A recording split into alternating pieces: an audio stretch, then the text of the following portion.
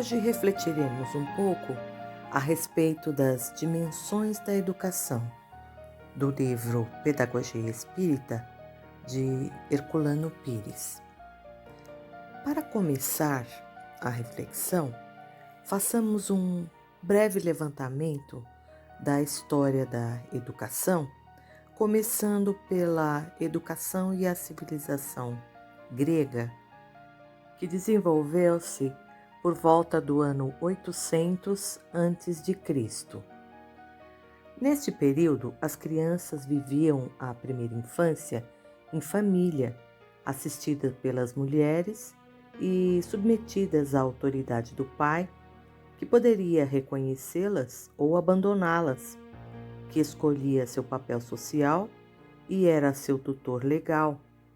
As crianças eram ameaçadas por doenças e recebiam um mínimo de afeto. Também cresciam em casa, controladas pelo medo do pai e das figuras míticas, submetidas à violência, ao estupro, ao trabalho e até aos sacrifícios rituais. O menino, a partir dos 7 anos, era inserido em instituições públicas e sociais que lhe indicavam uma função. A menina não recebia qualquer educação formal e aprendia os ofícios domésticos e trabalhos manuais com a mãe. Quando não existia a escrita, a educação era ministrada pela própria família conforme tradição religiosa. A escola era para a elite e filhos de comerciantes ricos.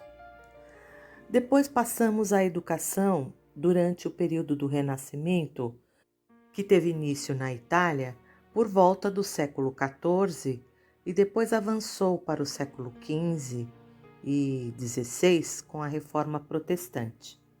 Os principais pensadores da época foram João Amos Comênio e Jean-Jacques Rousseau. O conhecimento, ele seria nessa época alcançado pela razão. Esse período deu privilégio à matemática, às ciências da natureza, e o Sol já era considerado o centro do universo. Surgiram então os humanistas. A educação humanista devia habilitar o homem a descobrir o seu verdadeiro destino e conceber, através da imitação de modelos clássicos, uma humanidade ideal, preparando-o para falar e escrever com eloquência e clareza. Depois disso, chegamos à educação na época de Rousseau, por volta do século XVIII. E nessa época, a função da educação era fomentar na criança o prazer de amar as ciências e seus métodos, para que se tornasse a criança autônoma, dona de seu próprio destino. Aos mestres cabia incitar esses sentimentos pela educação. Que a criança pudesse brincar, que ela praticasse esportes, ela aprendesse a linguagem, o canto, a aritmética e a geometria. Bem, de Rousseau chegamos a Pestalozzi a Kardec e mais recentemente Herculano Pires e tantos outros. Não podemos negar que todo conhecimento verdadeiro pode transformar o homem positivamente e quem transmite um conhecimento pode provocar alguma mutação naquele que o recebe. Mas o que é educação? Bem, por tudo que já estudamos, podemos dizer que é toda a influência exercida por um espírito sobre outro, no sentido de despertar um processo de evolução. Educar é elevar, estimular a busca da perfeição, despertar a consciência, facilitar o progresso integral do ser.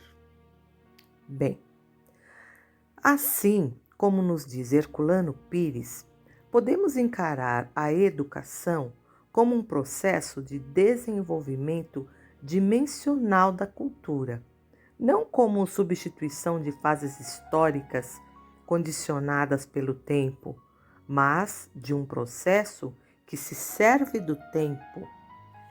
Se analisarmos o fato de que os primeiros registros da história da educação partem do ano 800 a.C., que a fase mais libertadora e adequada se inicia em Rousseau por volta do século XVIII, vejamos aí quantos séculos temos e ainda não pusemos em prática a educação que aproxima o Espírito de Deus e estimula o pensamento e a vontade.